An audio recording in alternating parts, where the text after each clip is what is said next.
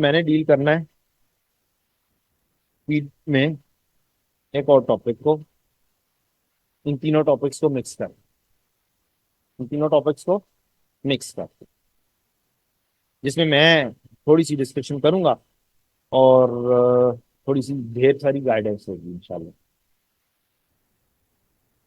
एक छोटी सी एग्जांपल है, earning per share with ISA।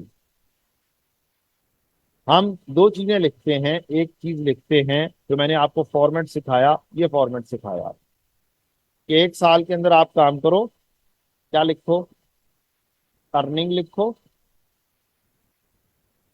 Earning क्या होती है? Profit after tax minus preference dividend to irredeemable preference share holders, और दूसरी चीज weighted average number of share. आप एक करंट ईयर का काम करो, एक लास्ट ईयर, यानी कि लास्ट ईयर कौन सा था हमारा?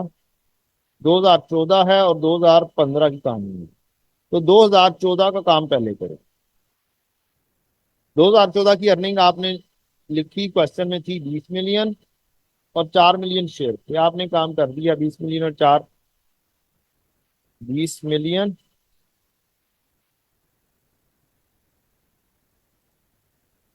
और 4 मिलियन और ₹5 पर शेयर आपकी क्या आ जाएगी? Earning per share. अब आप जब इससे अगले साल का काम कर रहे हैं, विद कंपैरेटिव कर रहे हैं, तो अब क्या है? 2015 है, 2014। यहाँ पे आई आपकी अर्निंग, यहाँ पे आया आपका weighted average number of share. पहले करंट ईयर का काम करना है, फिर प्रीवियस ईयर को रीएडजस्ट करना है। करंट ईयर पे आप आए, आपने कहा कि क्वेश्चन में क्या दिया हुआ है, कहता है in October 15 it was discovered that registry cost of 1 million had been incorrectly charge as expense in 2014। Cost थी, चार्ज क्या हो गया जी? एक्सपेंस। यानी कि प्रॉफिट इससे ज्यादा होना चाहिए था, हमने लिख कम दिया। तो हम क्या करेंगे, हम पिछले साल की रेक्टिफाइंग एंट्री पास करेंगे कि क्या थी हमारी रेक्टिफाइंग एंट्री, क्या बनती है? एक्सपेंस डेबिट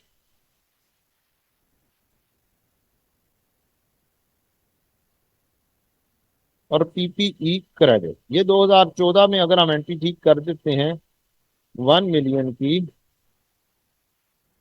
तो हमारी कहानी ठीक हो जाएगी। कोई डेप्रिसिएशन की कहानी दी हुई है? Sorry, it was discovered that registry cost, उल्टी लिख दी है मैंने, PPE में होना चाहिए था, हमने एक्सपेंस लिख दिया हुआ। Registry cost has been incorrectly charge as expense, हाँ जी, PPE होना चाहिए था, हमने एक्सपेंस में लिख दिया हो, तो एक्सपेंस को रिवर्स कर दो, PPE को डेबिट कर दो। ये रेक्टिफाइंग एंट्री है। अब जब ये वाली रेक्टिफाइंग एंट्री होगी, तो इसका मतलब लास्ट ईयर का प्रॉफिट क्या हो जाएगा? चेंज हो जाएगा। अब लास्ट ईयर का प्रॉफिट चेंज होगा, तो आप क्या करेंगे? लास्ट ईयर की अर्निंग लिखेंगे। लास्ट ईयर की अर्निंग 20 मिलियन, प्लस इसके अंदर आया 1 मिलियन एक्सपेंस से क्रेडिट होने की वजह से, ये बन जाएगा 21 मिलियन। करंट ईयर की अर्निंग भी बताई हुई है, कितनी है जी? अर्निंग एट्रीब्यूटेबल टू 15 की 24 मिलियन। कोई शेयर्स में कोई चेंज? कोई नहीं, शेयर्स में कोई चेंज नहीं है, तो ये 24 मिलियन, 4 मिलियन शेयर्स, और वैल्यू बन जाएगी ₹6 पर शेयर, 6 पर शेयर। और 21 तक 4 करेंगे तो क्या बन जाएगा? 5.25 पर शेयर। अब आपने पिछले साल को नहीं ठीक करते बैठे रहना, ये वाला कहानी है एज ओरिजिनली रिपोर्टेड,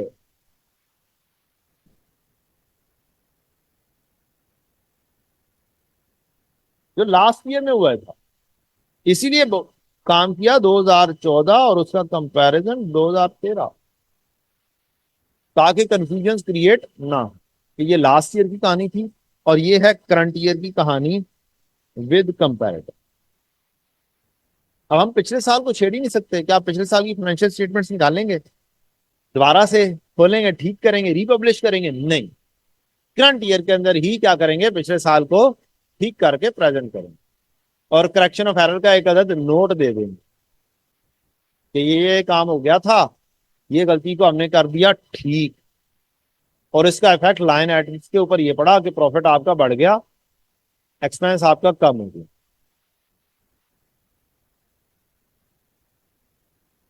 ले जी, दो सवाल हैं। कितने सवाल?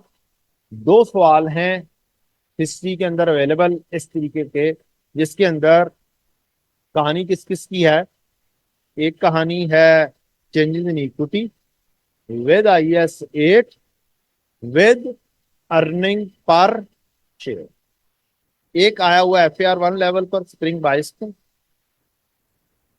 एक सवाल आया हुआ है FAR 2 में आया था, जो कि स्टडी टैक्स की एग्जाम्पल दो अलहदा से टॉपिक्स में मौजूद थी। एक IS 33 में थी और एक IS 8 के अंदर थी, तो मैंने मर्ज कर दिया हुआ है। आया था इकट्ठा सवाल, दो सवाल, एक क्वेश्चन 1 था, एक क्वेश्चन 2 था कि क्वेश्चन 1 में जो डाटा है उससे क्या बनाओ, अर्निंग पर शेयर बनाओ। सेम काम आपको भी करके दिया जा सकता है कि एक सवाल दिया जाए चेंजेस इन इक्विटी का, और अगला सवाल दिया जाए अर्निंग पर शेयर का। दोनों शॉर्ट क्वेश्चन बनाकर आपको कहा जाए एक 12 मार्क्स का सवाल है और एक 10 मार्क्स का सवाल है, करो।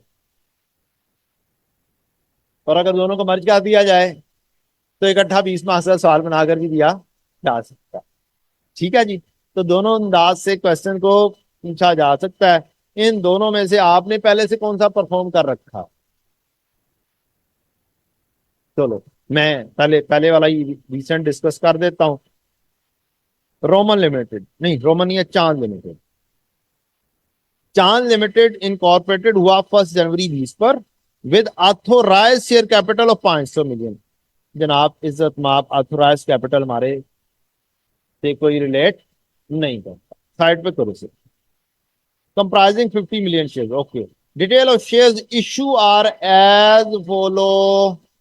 काम कौन से साल का करना है पहले तो ये पता कर लिया जाए ना। Prepare changes in equity for the year ended 31 December 21 with 2020 comparative. यानी कि आप बनाओगे ऐसे, बैलेंस लिखोगे 31 दिसंबर 21, 31 दिसंबर 20 और 31 दिसंबर 19, और 31 दिसंबर 19 या 1 जनवरी 20 बैलेंस नील होगा जब इनकॉर्पोरेट हो रही है। सब नई एडजस्टमेंट्स होंगी, ओपनिंग में सब कुछ जीरो। 1 मार्च 20 पर हमने 20 मिलियन शेयर इशू किए एट 18 पर शेयर। 1 अक्टूबर पर हमने 15% बोनस शेयर इशू किए। Market price per share immediately before announcement of bonus was 24 per share. कोई किरदार ही नहीं है बोनस इशू पे मार्केट प्राइस का, just it is a dodge. Market price का काम कहां पर आता है? राइट इशू पर आता है। नंबर 1, अर्निंग पर शेयर में कन्वर्टेबल अगर हो तो एवरेज मार्केट प्राइस का काम आता है जब आपके क्या हो, ऑप्शन या वारंट्स, बस। अदरवाइज कहानी मार्केट प्राइस की नहीं आती है।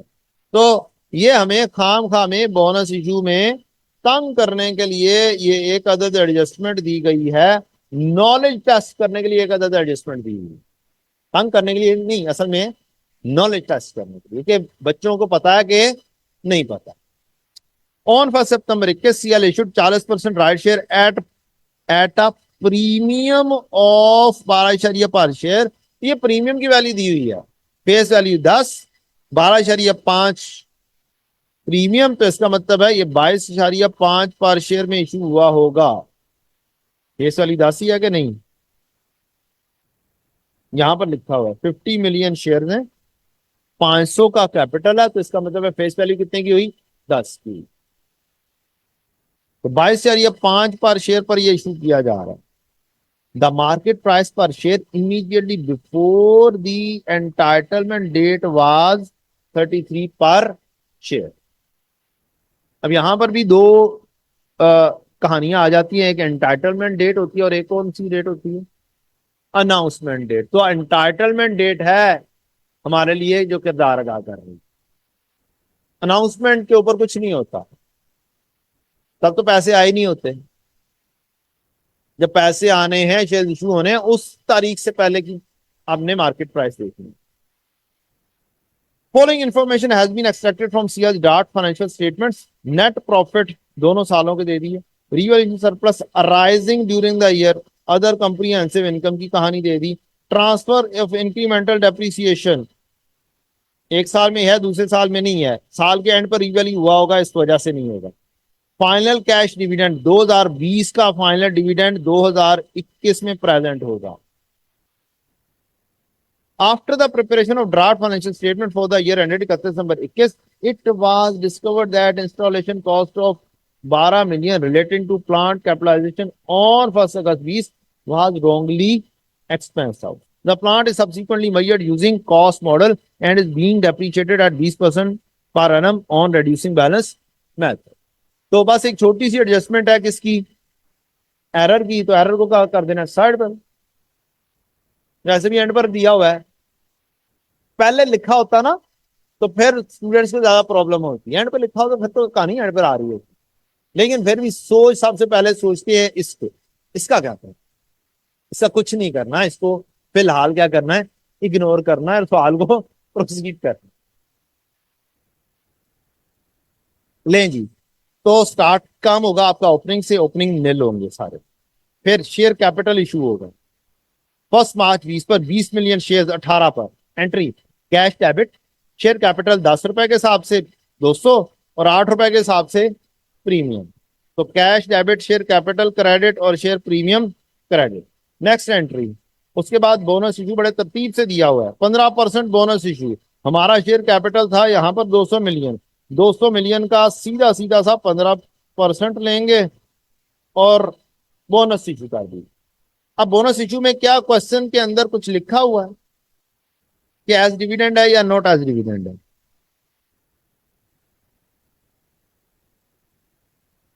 कुछ नहीं लिखा हुआ, बोनस इशू किया है। क्या शुरू में ही बिजनेस शुरू हुआ, हाफ ईयर वैसे गुजर चुका हुआ है, 3 क्वार्टर गुजर चुके हुए हैं, it could be a dividend, it could not be a dividend. ये अब आपके ऊपर डिपेंड करता है आप इसको क्या ट्रीट करते हो। जो सी भी ट्रीटमेंट करो उसको लिख दो। क्वेश्चन साइलेंट है, जो सी भी ट्रीटमेंट करो उसको लिख दो कि आपने एज डिविडेंड ट्रीट किया या नॉट एज डिविडेंड ट्रीट किया। बात क्लियर हो गई? अपने आप को सेफ करना है। एग्जामिनर गलती कर ही नहीं सकता, गलत कर ही नहीं सकता जब क्वेश्चन बिल्कुल साइलेंट है। जो सी मर्जी ट्रीटमेंट करो, लेकिन जो सी भी ट्रीटमेंट करो क्या करो, लिख दो पहले, अपने आप को क्या कर लोगे, सेफ कर लो। तो यहां पर इट्स अप टू यू कि retain earning debit share capital credit करना है या फिर शेयर प्रीमियम डेबिट और शेयर कैपिटल क्रेडिट करना। दोनों ट्रीटमेंट बिल्कुल ठीक है। जो भी ट्रीटमेंट करोगे नीचे एक नोट छोटा सा लिख दें काइंडली।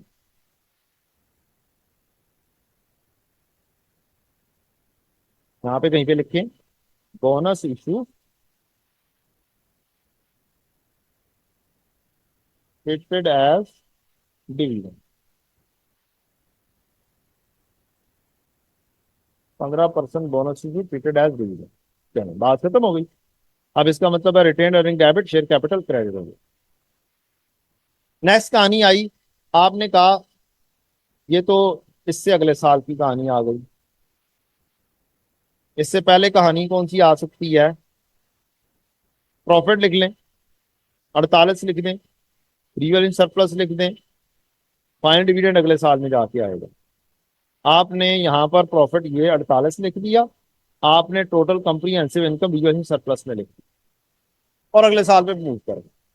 शेयर कैपिटल टोटल कर दिया 230, शेयर प्रीमियम 160। अगले साल में सबसे पहला काम, यहां पर छुपा हुआ डिविडेंड फाइनल डिविडेंड है, इसको पिक करो और फाइनल डिविडेंड को दे दो। 10% है फाइनल कैश डिविडेंड। तो शेयर कैपिटल 230 का परसेंटेज 10%, 23। कैश डिविडेंड की entry, retain earning debit, dividend payable credit. Next क्या चीज होगी? छुपी हुई एंट्री के बाद, छुपी हुई एंट्री के बाद 1 सितंबर 21 पर हमने 40% right shares at a premium of this. अब 40% राइट शेयर्स के लिए आपने फौरी तौर पे शेयर कैपिटल देखना है, और शेयर कैपिटल 230 था। 230 का 40% कितना हुआ?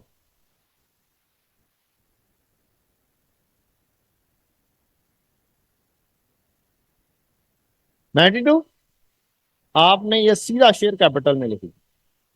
अगली कहानी आपने की 92 डिवाइडेड बाय 10, ये नंबर ऑफ शेयर्स बन गए 9.2 मिलियन। इनको मल्टीप्लाई किया आपने जो प्रीमियम था, किधर क्या प्रीमियम, 12.5 पर शेयर, 12.5, क्या आ गया? 115। तो लंबी चौड़ी कहानी नहीं करनी, सीधी सीधी सी कहानी करनी है। तो यहीं पर फेस के ऊपर ही कहानी हो गई। क्या बोला? Cash debit, share capital credit, share premium credit. Next आप आए, नेक्स्ट आप आके आपने कहा प्रॉफिट लिख देते हैं। अब 66 का प्रॉफिट लिख दिया, इंक्रीमेंटल ट्रांसफर कर दी, आसान काम। ये 66 का प्रॉफिट यहां पर लिखा, ट्रांसफर यहां पर कर दी, सारा सवाल हो गया। सवाल होने के बाद आप गए, अच्छा हो ना हो, कहना की कर। After preparation of draft financial statement for the year ended 31 December 21 की भी फाइनेंशियल स्टेटमेंट बनाने के बाद पता चला है कि installation cost 12 million relate to plant capitalization on 1 August 20 was wrongly expense out. Means entry क्या बनेगी? पिछले साल की एंट्री। 2 साल ड्रा करोगे, लास्ट ईयर की एंट्री बनेगी पीपीई डेबिट और एक्सपेंस क्रेडिट कितने से? 12 मिलियन से। पीपी डेबिट होगा तो ऑब्वियसली डेप्रिसिएशन भी डेबिट होगी, और पीपी क्रेडिट होगा कितने महीने की? अगस्त 20 से लेकर 31 दिसंबर 20। 12 लाइफ कुछ थी, 20% रेड्यूसिंग बैलेंस मेथड, 12 × 20% इंटू अगस्त सितंबर अक्टूबर नवंबर दिसंबर, 5 महीने। वन, लो जनाब, एक की डेप्रिसिएशन होगी। डब्ल्यूडीबी कितनी आएगी? 12 में से एक गए, 11। जुबानी काम हो रहा है। अगले साल की भी डेप्रिसिएशन चार्ज होनी चाहिए या नहीं? Depreciation debit PPE credit. अब 11 के ऊपर 20%, 2.2 की डेप्रिसिएशन चार्ज होनी चाहिए। एंट्रीज बना ली। एंट्रीज बनाने के बाद क्या लास्ट ईयर का प्रॉफिट 12 से बढ़ेगा? क्रेडिट हो गया, डेबिट हो गया, यानी कि नेट 11 से क्या कर दो? बढ़ा दो। नेट 11 क्रेडिट, 11 से जाओगे और जाके यहां पर एडजस्टमेंट बनाओगे, और इसके साथ रीस्टेटेड लिख के यहां पर वैल्यू लिख दो। ठीक हो गया। अगली कहानी करंट ईयर का प्रॉफिट। करंट ईयर के प्रॉफिट में डेप्रीसिएशन 2.2 की डेबिट हो रही है, मींस प्रॉफिट क्या होगा? कम होगा। तो 2.2 के ये यहां पर जाके एडजस्टमेंट करोगे और वैल्यू लिखो, एडजस्टमेंट होगी। एरर को, IS8 को डील करना है तो बड़ा आराम से टाइमलाइन बनाओ। जो जो से साल आ रहे हैं उनमें, उन सालों में अगर एंट्री करो, ठीक करोगे तो क्या होगी? ये करोगे तो कहानी क्लोज हो जाएगी, एरर ठीक हो, चेंजेस इन इक्विटी बन गए। अब आती है कहानी earning per share. Earning per share के अंदर रिक्वायरमेंट है basic and diluted earning per share to be disclose in the statement of profit and loss for the year ended 31 December 21 and 20। यानी कि 20 की ओरिजिनल बताओ और फिर 21 को विद कंपैरेटिव बताओ।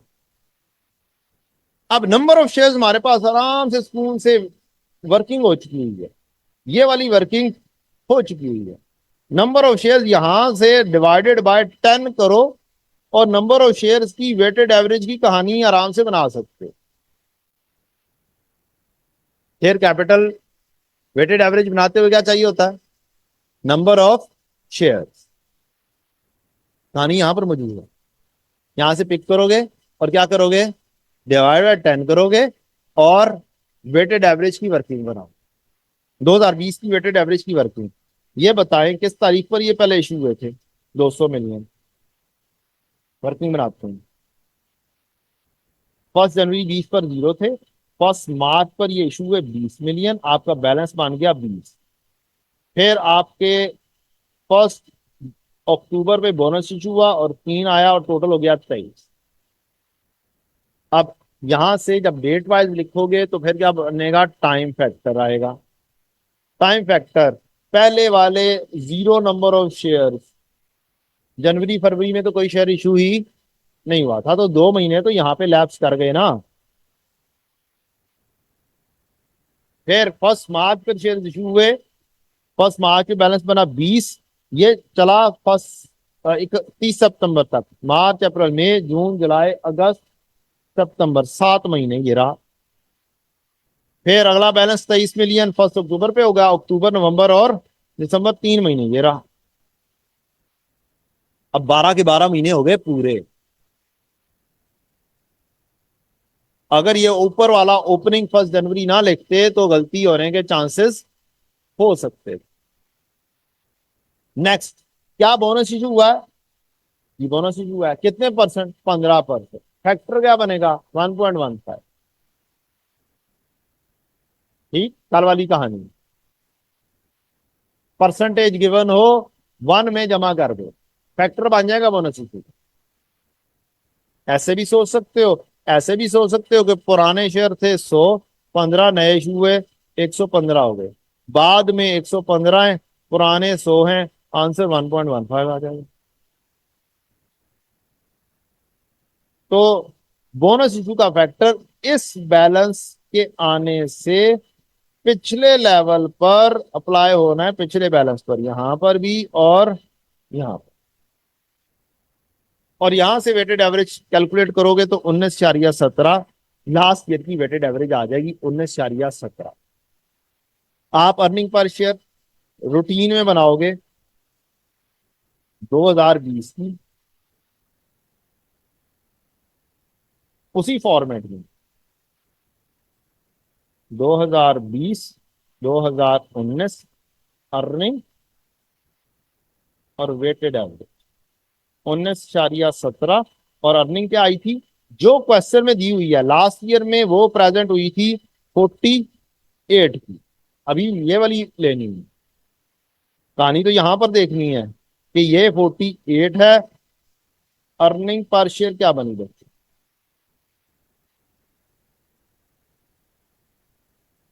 कितनी, 2.5 पर शेयर, ये ओरिजिनल 2020 के अंदर प्रेजेंट हुई।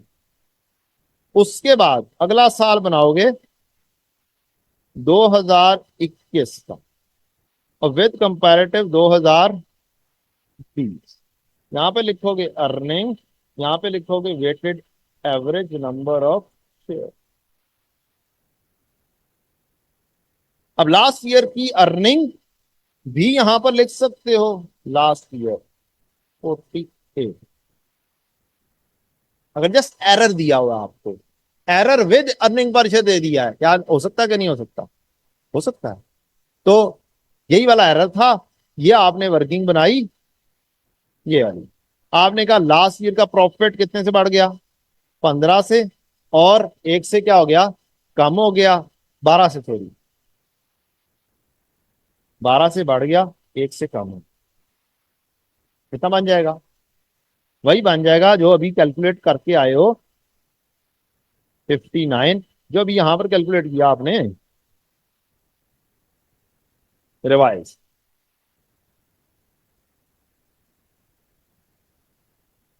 या आपने 59 लिख दिया लास्ट ईयर का, वेटेड एवरेज को अभी छेड़ना नहीं है, क्योंकि वेटेड एवरेज ने चेंज होना है। वेटेड एवरेज को यहां पर करके लिख दोगे लास्ट ईयर 19.70, इसमें करंट ईयर के जो भी फैक्टर हैं उन्होंने आगे मल्टीप्लाई होंगे।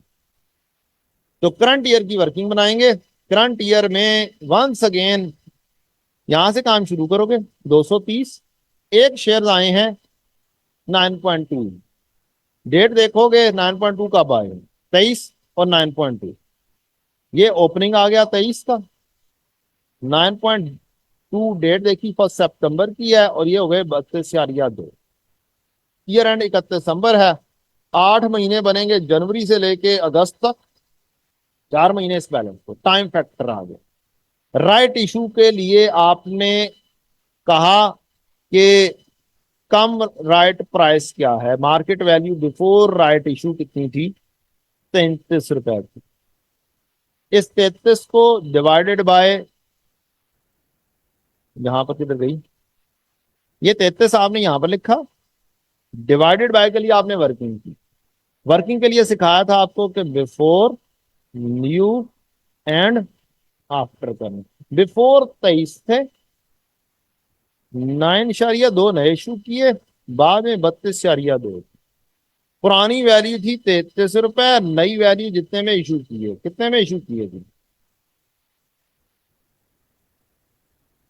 कितने में इशू किए, 22,000 या 5 में इशू किया यार, एट अ प्रीमियम ऑफ 12.5, यानी कि इशू कितने पे किया गया, 22.5 पर। तो 22.5 बनेगा आपका यहां पर 22.5, मल्टीप्लाई कर दें जल्दी जल्दी। नहीं, जो वर्किंग एक दफा बनाई है, बाद में सोची नहीं पे पढ़ो कि अब मैं कौन सी वाली वैल्यूज लूं। एक दफा अगर चेंजेस इन इक्विटी बनाई है तो बस फेस वैल्यू से डिवाइड करना, नंबर ऑफ शेयर्स बनेंगे। जस्ट क्वेश्चन से डेट देखनी है दोबारा से, क्या वैल्यू बनी बेटा, टोटल, टोटल 786 हो गया जी। 786 को 32.2 से किया डिवाइड, 24.40 हमारी प्राइस आ गई। नहीं बेटा, गलत बता रहे हैं।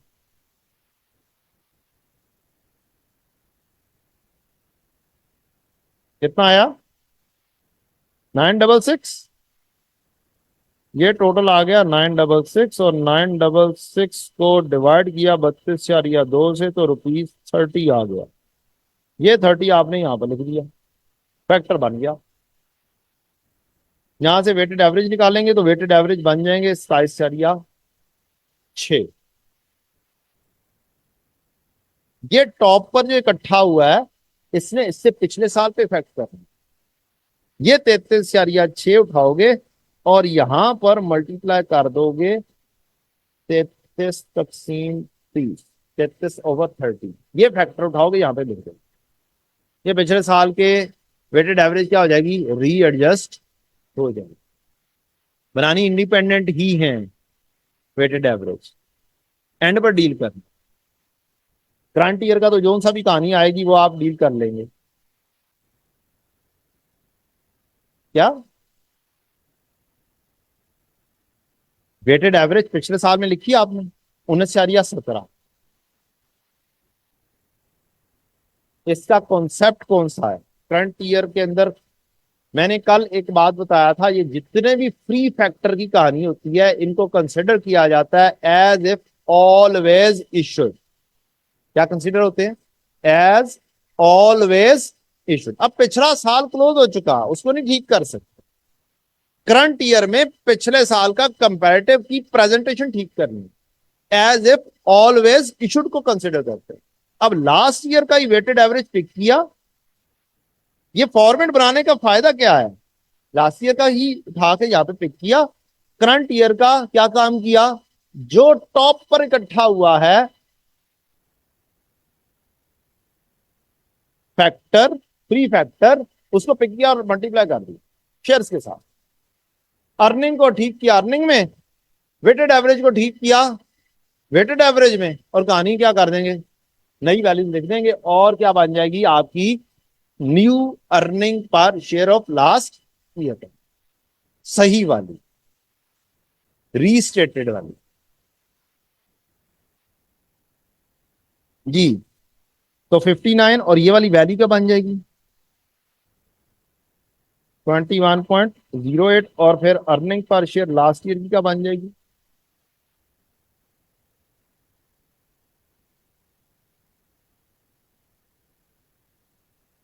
जी 279 पर शेयर चेंज होगी। अर्निंग भी चेंज, वेटेड एवरेज भी चेंज। तो ये है कॉन्सेप्ट, जब आपका चेंजेस इन इक्विटी भी हो, एरर भी हो, और अर्निंग पर शेयर भी, तो तीनों चीजें आराम से डील होंगी। और इजी सवाल, मुश्किल नहीं है अगर फॉर्मेट के ऊपर चलो। मीन्स अगर आप इस फॉर्मेट पे चलते हैं तो इंशाल्लाह मुश्किल पेश नहीं आएगी। हाँ, अगर आप फार्मूला लिख लिख के करेंगे तो बड़ी मुश्किल पेश है। फिर वो समझने में मुश्किल होती है कि क्या चीज प्रेजेंट हो रही है, क्या चीज प्रेजेंट नहीं हो रही। इस तरीके से पता चल रहा है कि फाइनेंशियल स्टेटमेंट्स बननी है, ये पिछला साल है, ये करंट ईयर है, बस उनको जाके क्या कर दो, ठीक करो। करंट ईयर में क्या हुआ था, करंट ईयर की अर्निंग, आपने करंट ईयर की अर्निंग भी पिक की यहां से क्वेश्चन से। अगर जस्ट एरर हो प्लस अर्निंग पर शेयर की बात कर रहा है, अगर चेंजेस इन इक्विटी हो तो चुप करके यहां से उठाना है 63.8 और यहां पर लिख देना है 63.8, और यहां से लास्ट ईयर का ठीक हुआ प्रॉफिट उठाना है 59 और यहां पर लाकर लिख देना है 59। अगर IS 8 कंबाइंड विद IS 33 सिर्फ आता है तो फिर इस तरीके से वर्किंग कर दोगे जैसे ये थी, मींस प्रॉफिट यहां पे ठीक कर। और वेटेड एवरेज अभी आपने बनाई है 27.6, यहां पे लिख देंगे 27.6, तो यहां से अर्निंग पर शेयर कहानी कैलकुलेट होकर आ जाएगी 2.31 पर शेयर। नहीं, ये कौन सी कहानी हुई, बेस से डायल्यूटिव भी बोला हुआ है यार, बहुत ही वो कोई बंदा है जिसने सवाल बनाया। Diluted earning per share, convertibles चाहिए, क्या चाहिए, कन्वर्टेबल्स चाहिए। कन्वर्टेबल्स के अंदर क्या कहानी होगी, क्वेश्चन में देखें कोई कन्वर्टेबल्स हैं, एनी कन्वर्टेबल देयर कुछ, कभी कभी एग्जामिनर काम क्या करता है, सिर्फ सिर्फ कॉन्सेप्ट टेस्ट कर रहा होता है। क्वेश्चन के अंदर कोई एक कन्वर्टेबल लिखा हो, इसका मतलब बेसिक और डाइल्यूटेड क्या होगी, सेम होगी। कन्वर्टेबल है ही नहीं तो उसने चेंज होना ही नहीं। तो बस आप क्या करेंगे, एंड पर पढ़ेंगे कि यार ओ डाइल्यूटेड भी बनानी थी, कन्वर्टेबल भी ढूंढना था, ढूंढा नहीं मिला। चुप करके बस एक काम करोगे, यहां पर आओगे और लिखोगे basic and diluted, basic and diluted, कहानी क्लोज। तो परेशान नहीं होना, अगर होता भी तो कोई टेंशन वाली बात नहीं थी, बहुत माइनर सी एडजस्टमेंट होनी थी। मीन्स इतने मार्क्स के लिए सारा का मार्क्स तो निचोड़ चुका हुआ है, तो ज्यादा कोई एक या दो मार्क्स ही रखे होने थे उसने, किसके लिए, डाइल्यूटेड के लिए। बात क्लियर है, तो लिहाजा परेशानी वाली कहानी नहीं है। ये दूसरा सवाल आप खुद बैठ के कर लीजिएगा। मेरी कोशिश थी कि मैं ये वाली चीज लाजमी तौर पर, मुकम्मल तौर पर क्या कर दूं, डिस्कस कर दूं, ताकि अगर कभी ऐसा सवाल दोबारा से आता है, क्योंकि पिछला सवाल कब आया, 22 में आया, मीन्स ड्यू हो चुका हुआ है। मीन्स क्या हो चुका हुआ है, दोबारा से ड्यू हो चुका हुआ है कि ये दोबारा से इस तरह का सवाल पूछे। उससे पिछला सवाल R2 में आया था, और R2 में आया था 2018। मीन्स R2 में भी बस एक दफा आया, R1 में भी एक दफा आया, अब आने वाला। पासिंग रेशो कितनी थी यार, पासिंग रेशो को क्या करना है यार, अच्छी थी पासिंग रेशो, पता नहीं याद नहीं है कितनी थी, लिखी नहीं हुई मैंने, देखना पड़ेगा। जनरली तो सबको पास होना चाहिए, क्योंकि मेजर क्या है, अर्निंग पर शेयर से ही पासिंग मार्क्स निकाले जा सकते, वो सॉरी, चेंजेस इन इक्विटी से ही पासिंग मार्क्स निकाले जा सकते 50%। तो अर्निंग पर शेयर का सादा सा काम करके ही पासिंग मार्क्स आते हैं। तो लिहाजा अगर तरीके से चलें तो मुश्किल काम नहीं। जी बेटा, जनाब, कन्वर्टेबल अज्यूम कर लो, क्वेश्चन आया कि सर काइंडली कट के उठाओ, बताएं जी मैं किसको कन्वर्टेबल कंसिडर करूं। Are there preference shares? Question में है कोई? क्वेश्चन में कोई है? क्वेश्चन में नहीं। ठीक। चले मैं कोई अज्यूम कर लेता हूं। कौन से साल में अज्यूम करूं? बताएंगे? आपकी फरमाइश, सारा अंक सर। कौन से साल में? पहले साल में, दूसरे साल में? पहले में थी। ले जनाब, पहले साल में दरमियान में इशू हुए। कहां पर? दरमियान में इशू हुए। कौन सी डेट पर इशू कर दी? 1 अगस्त को जी। फरमाइश आई है कि 1 अगस्त 2020 को आप कन्वर्टेबल क्या चीज, बॉन्ड्स या इरिडीमेबल प्रेफरेंस शेयर्स लें जनाब। Convertible irredeemable preference shares issue कर दे। कितने इशू करूं? फरमाइश आपके ऊपर। 2 million. 2 million shares of rupees कितने? चलें 10 ही कर देते हैं। कन्वर्टेबल इनटू कितने शेयर? फॉर बिट कितने हेल्ड?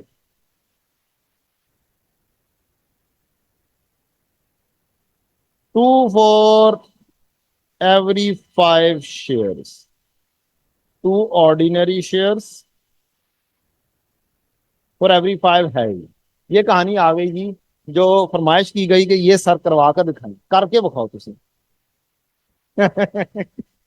तो 1 अगस्त पर कन्वर्टेबल हैं। क्यूमुलेटिव भी कर लें? क्यूमुलेटिव भी कर लें, नहीं जनाब, क्यूमुलेटिव भी कर लेते हैं। अब एक चीज मैं यहां पर अज्यूम करने लगा हूं कि जो प्रॉफिट था वो एक्चुअल में अर्निंग थी। मीन्स उससे मैं लेस अब नहीं कर सकता। सारा सवाल हो गया। ठीक है जी। जो प्रॉफिट था वो क्या थी? अर्निंग थी। प्रॉफिट इक्वल टू अर्निंग, ये क्या कर दिया गया है? एज्यूम्ड कर दिया गया है, क्योंकि सारी चीजें एजम्पशन की बेसिस के ऊपर जा रही हैं। और 2 मिलियन शेयर्स और क्यूमुलेटिव 12% कर दे। ले जी, ये बताएं प्रेफरेंस डिविडेंड कितना होगा? 200 मिलियन जरब 12%, 24 मिलियन। 24 मिलियन का प्रॉफिट होगा। डन। नंबर ऑफ शेयर्स कितने में कन्वर्ट होंगे? 2 मिलियन शेयर्स हैं। 2 मिलियन शेयर्स जरब 2/5, हर 5 के बदले 2। कितना? 0.8 होगा। 0.8 मिलियन शेयर। ये हैं जब प्रोरेशन नहीं है। 2020 में प्रोरेट होना। ये 2021 की वैल्यूज निकली हैं बेटा। कौन सी? 2021। लास्ट ईयर 2020 में अगर 1 अगस्त को इशू हुए हैं तो इसका मतलब ये 1 अगस्त को ऐसे 2 मिलियन इशू हुए और 31 दिसंबर तक रहे, तो इसका टाइम फैक्टर क्या होगा?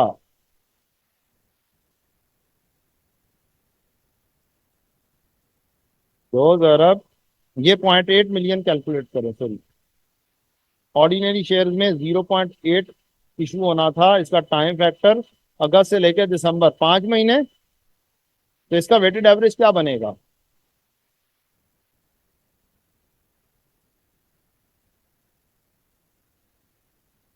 0.33। और अर्निंग का वेटेड एवरेज क्या बनेगा? 2020। 24 ज़रब 5/12।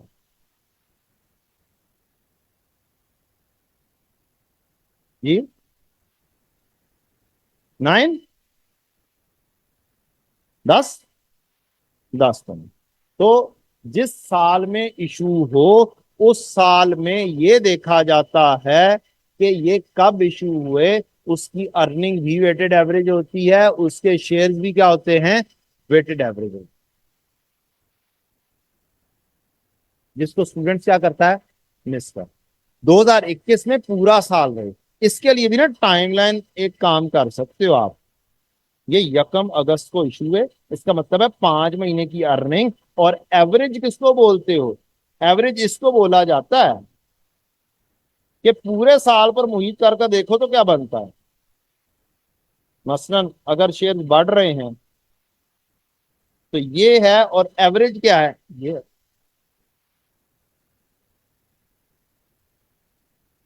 है एवरेज के पूरे साल पर ऑन एवरेज कितने नंबर ऑफ शेयर रहे, इंक्रीज करते गए, लेकिन ये एवरेज है, एवरेज को कंसिडर किया जाए। अब ये 5 महीने के लिए थे, तो पूरे साल पर अगर रहते तो कितने रहने? Weighted average. डन। तो ये है बेसिक कॉन्सेप्ट, पूरे साल की अर्निंग, पूरे साल के शेयर, वेटेड एवरेज। पूरे साल पर मोहित होते तो क्या होता? अब एक शेयर है पूरे साल पर मोहित हैं, दूसरे शेयर हैं 5 महीने पर मोहित हैं, तो फिर बेसिक क्या है, कॉन्सेप्ट क्या हुआ? लाइक विद लाइक नहीं है, लाइक विद लाइक पहले लेकर आना, इसीलिए कॉन्सेप्ट क्या किया गया? Weighted average. तो अर्निंग को भी वेटेड एवरेज करोगे और शेयर्स को भी वेटेड एवरेज। अब फॉर्मेट एक ही है बेटा, इस साइड पे करो, हाँ उस साइड पे करो। किधर है हमारी अर्निंग पर शेयर? किधर? तो किधर कैलकुलेट की? ये कैलकुलेट की। तो यहां पर ही डायल्यूटेड कैलकुलेट किया। बात ये है कि डाइल्यूटेड के अंदर क्या करते हो, आप लेते हो नंबर 1 अर्निंग, दूसरे नंबर पर लेते हो शेयर्स, और फिर लेते हो अर्निंग पर शेयर।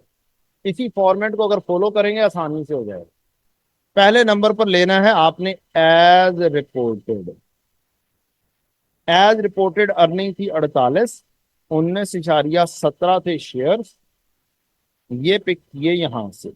और रिपोर्टेड अर्निंग पर थी 2.5 पर शेयर। इसके अंदर मैंने इरडीमेबल प्रेफरेंस शेयर्स कन्वर्टेबल को क्या किया? ऐड। वेटेड एवरेज में 2020 की कैलकुलेट कर चुका हुआ हूं, वो कितनी है? वेटेड एवरेज शेयर्स की कितनी है? 0.33।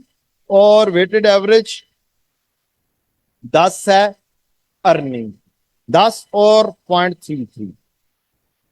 किधर गई कहानी?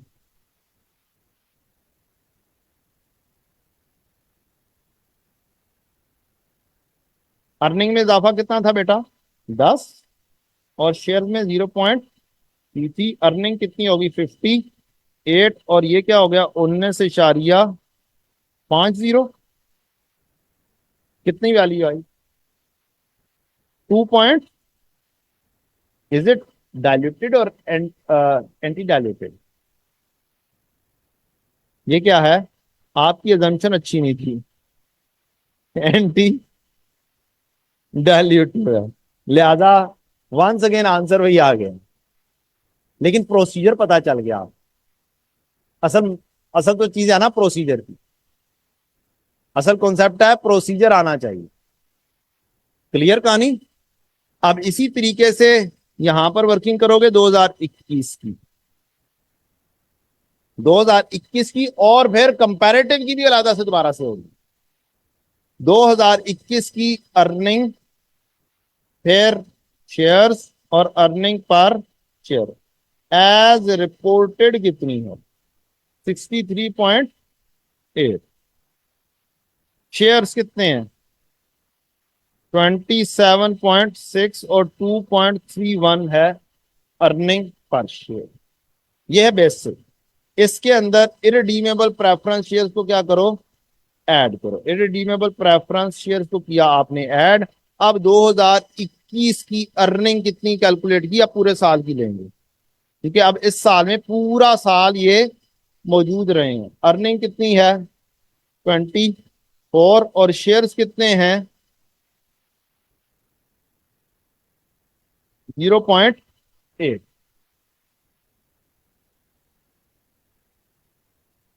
किधर गया? या कितना था बेटा? 24, 0.8, ये कितना बन गया? 6 और 2 8, 7.8, 28.4, 2 point 3 point. Once again anti dilutive है, लेकिन आपको प्रोसीजर का पता चल गया। यहां पर बात खत्म नहीं होती है, खत्म होगी तब जब इसका भी काम करो।